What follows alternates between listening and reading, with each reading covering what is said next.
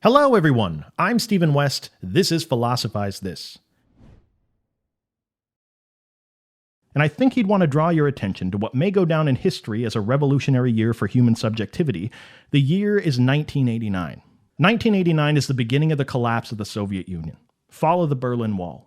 Latour says this was a year of triumph for the West, the victory of liberalism, victory of capitalism, of Western democracy. But the triumph is short-lived, he says, because this moment in history becomes the first time in a while that Western culture can stop worrying about some global political crisis, take a step back, take an inventory of the problems that we now have to solve, and wow, every single one of them, essentially, has to do with humanity and its relationship to the planet.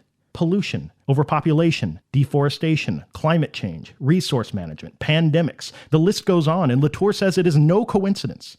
This is part and parcel of the modern attitude. This is what happens when nature and culture are falsely seen as being two purified domains that operate independently. This is the attitude that we structured our societies around. And when 1989 hits, people start to think, man, have we completely messed this up? What do we got to change about our thinking moving forward? Structuring our societies around the premise that there are two types of entities, human and non-human, and that they exist on a different level of metaphysical worth, practically ensures that there's going to be a dynamic that emerges of self versus other. And when it does, it will not just be trees and rocks that will be seen as the other, as the objects for human beings to harvest and do their bidding with. Invariably, Latour says, groups of people become the objects to harvest as well. Wherever you can find people who are voiceless, they will be treated more or less the same as the voiceless trees and rocks of the world. There's a further cost, though, when it comes to our relationship to science and technology. For hundreds of years, it was possible to think of scientific and technological progress as being completely separate from culture, as operating in its own unique domain of study. When a new piece of technology came out, it didn't necessarily have the ability to change the lives of everyone on a global scale. We were dealing with vacuum pumps and calculators at that time.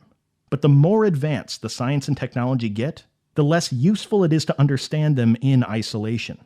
Latour says that technology is not just, as some people say, a disinterested tool that can be used for either good or evil. It's not just a tool.